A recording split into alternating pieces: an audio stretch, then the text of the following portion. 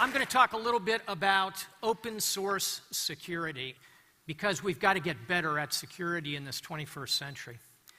Let me start by saying, let's look back to the 20th century and kind of get a sense of how that style of security worked for us. This is Verdun, a battlefield in France, just north of the NATO headquarters in Belgium. At Verdun, in 1916, over a 300-day period, 700,000 people were killed. It's about 2,000 a day. If you roll it forward, 20th century security, into the Second World War, you see the Battle of Stalingrad, 300 days, 2 million people killed. We go into the Cold War, and we continue to try and build walls. We go from the trench warfare of the First World War to the Maginot Line of the Second World War, and then we go into the Cold War, the Iron Curtain, the Berlin Wall. Walls don't work. My thesis for us today is instead of building walls to create security, we need to build bridges. This is a famous bridge in Europe. It's in Bosnia-Herzegovina. It's the bridge over the Drina River, subject of a novel by Ivo Andrić. And it talks about how in that very troubled part of Europe and the Balkans, over time there's been enormous building of walls. More recently, in the last decade, we begin to see these communities start hesitatingly to come together.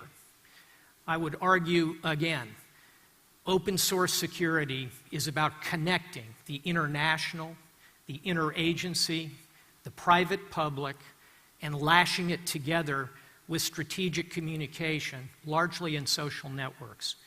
So let me talk a little bit about why we need to do that. Because our global commons is under attack in a variety of ways, and none of the sources of threat to the global commons will be solved by building walls. Now, I'm a sailor, obviously. This is a ship, a liner, clipping through the Indian Ocean. What's wrong with this picture? It's got concertina wire along the sides of it. That's to prevent pirates from attacking it. Piracy is a very active threat today around the world. This is in the Indian Ocean. Piracy is also very active in the Strait of Malacca. It's active in the Gulf of Guinea. We see it in the Caribbean. It's a $10 billion a year discontinuity in the global transport system. Last year at this time, there were 20 vessels, 500 mariners held hostage. This is an attack on the global commons. We need to think about how to address it. Let's shift to a different kind of sea, the cyber sea. Here are photographs of two young men. At the moment, they're incarcerated.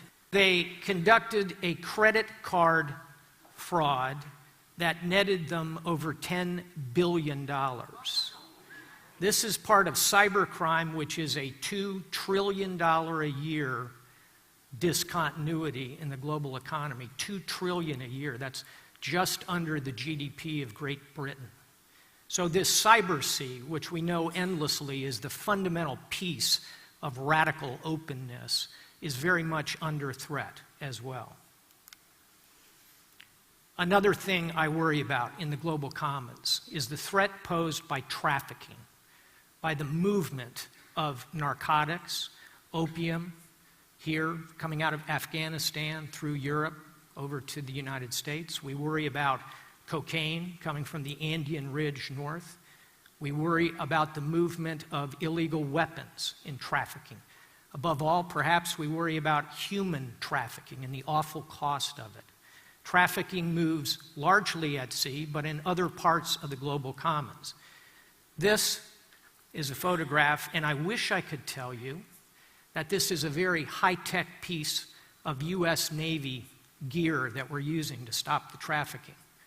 The bad news is this is a semi-submersible run by drug cartels. It was built in the jungles of South America. We caught it with that low-tech raft, and it was carrying 6 tons of cocaine. crew of 4, sophisticated communication suite. This kind of trafficking in narcotics, in humans, in weapons, God forbid in weapons of mass destruction, is part of the threat to the global commons. And let's pull it together in Afghanistan today. This is a field of poppies in Afghanistan. 80 to 90% of the world's poppy, opium, and heroin comes out of Afghanistan. We also see there, of course, terrorism. This is where Al-Qaeda is staged from. We also see a very strong insurgency embedded there. So this terrorism concern is also part of the global commons and what we must address. So here we are, 21st century. We know our 20th century tools are not going to work. What should we do? I would argue that we will not deliver security solely from the barrel of a gun. We will not deliver security solely from the barrel of a gun. We will need the application of military force. When we do it, we must do it well and competently. But my thesis is open source security is about international, interagency, private-public connection pulled together by this idea of strategic communication on the internets. Let me give you a couple examples of how this works in a positive way. This is Afghanistan. These are Afghan soldiers.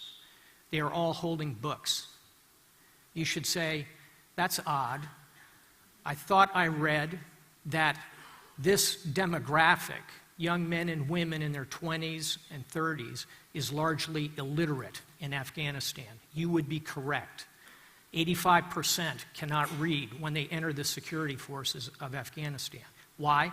Because the Taliban withheld education during the period of time in which these men and women would have learned to read. So the question is, so why are they all standing there holding books? The answer is, we are teaching them to read in literacy courses by NATO in partnership with private sector entities, in partnership with development agencies. We've taught well over 200,000 Afghan security forces to read and write at a basic level. When you can read and write in Afghanistan, you will typically put a pen in your pocket. At the ceremonies, when these young men and women graduate, they take that pen with great pride and put it in their pocket. This is bringing together international, there are 50 nations involved in this mission, interagency, these development agencies, and private-public to take on this kind of security. Now, we were also teaching them combat skills, of course, but I would argue open source security means connecting in ways that create longer-lasting security effect. Here's another example. This is a U.S. Navy warship. It's called the Comfort. There's a sister ship called the Mercy. They are hospital ships. This one, the Comfort, operates throughout the Caribbean and the coast of South America, conducting patient treatments. On a typical cruise, they'll do 400,000 patient treatments.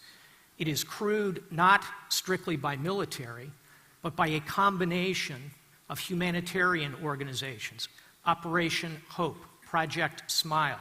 Other organizations send volunteers. Interagency physicians come out. They're all part of this. To give you one example of the impact this can have, this little boy, 8 years old, walked with his mother 2 days to come to the eye clinic put on by the Comfort. When he was fitted over his extremely myopic eyes, he suddenly looked up and said, "Mama, veo el mundo." Mom, I see the world. Multiply this by 400,000 patient treatments, this private-public collaboration with security forces, and you begin to see the power of creating security in a very different way. Here you see baseball players. Can you pick out the 2 U.S. Army soldiers in this photograph? They are the 2 young men on either side of these young boys. This is part of a series of baseball clinics where we have explored collaboration between Major League Baseball, the Department of State, who sets up the diplomatic piece of this, military baseball players who are real soldiers with real skills but participate in this mission. And they put on clinics throughout Latin America and the Caribbean, in Honduras, in Nicaragua, in all of the Central American and Caribbean nations where baseball is so popular. And it creates security. It shows role models to young men and women about fitness and about life that I would argue help create security for us. Another aspect of this partnership is in disaster relief. This is a U.S. Air Force helicopter participating after the tsunami in 2004, which killed 250,000 people. In each of these major disasters, the tsunami in 2004, 250,000 dead. The Kashmiri earthquake in Pakistan, 2005, 85,000 dead. The Haitian earthquake, about 300,000 dead. More recently, the awful earthquake-tsunami combination which struck Japan and its nuclear industry. In all of these instances, we see partnerships between international actors, interagency, private, public, working with security forces to respond to this kind of natural disaster. So these are examples of this idea of open source security. We tie it together increasingly by doing things like this. Now, you're looking at this thinking, Admiral, these must be sea lanes of communication, or these might be fiber optic cables. No. This is a graphic of the world according to Twitter. Purple are tweets, green are geolocation, white is the synthesis. It's a perfect evocation of that great population survey, the 6 largest nations in the world in descending order: China, India, Facebook, the United States, Twitter, and Indonesia. Why do we want to get in these nets? Why do we want to be involved? We talked earlier about the Arab Spring and the power of all this. I'll give you another example, and it's how you move this message. I gave a talk like this in London a while back. About this point, I said, as I say to all of you, I'm on Facebook, friend me. Got a little laugh in the audience. There was an article which was run by AP on The Wire, got picked up in 2 places in the world, Finland and Indonesia. The headline was, NATO Admiral needs friends. Thank you. Which I do. And the story was a catalyst, and the next morning I had hundreds of Facebook friend requests from Indonesians and Finns, mostly saying, Admiral, we heard you need a friend, and, oh, by the way, what is NATO? So, yeah, we laugh, but this is how we move the message, and moving that message is how we connect international, interagency, private-public, and these social nets to help create security. Now let me hit a somber note. This is a photograph of a brave British soldier. He's in the Scots Guards. He's standing to watch in Helmand in southern Afghanistan. I put him here to remind us, I would not want anyone to leave the room thinking that we do not need capable, competent militaries who can create real military effect. That is the core of who we are and what we do. And we do it to protect freedom, freedom of speech, all the things we treasure in our societies. But, life is not an on and off switch.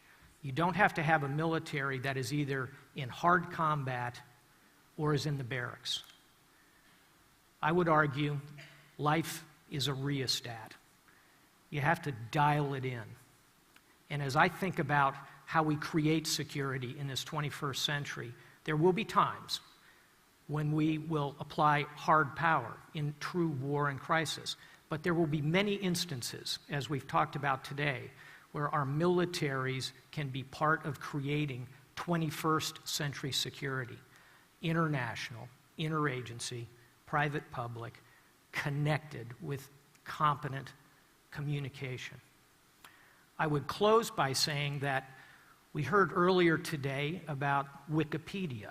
I use Wikipedia all the time to look up facts. And as all of you appreciate, Wikipedia is not created by 12 brilliant people locked in a room writing articles. Wikipedia every day is tens of thousands of people inputting information. And every day, millions of people withdrawing that information. It's a perfect image for the fundamental point that no one of us is as smart as all of us thinking together. No one person, no one alliance, no one nation, no one of us is as smart as all of us thinking together. The vision statement of Wikipedia is very simple. A world in which every human being can freely share in the sum of all knowledge. My thesis for you is that by combining international, interagency, private-public, strategic communication together in this 21st century, we can create the sum of all security. Thank you. Thank you very much. Thank you. Thank you.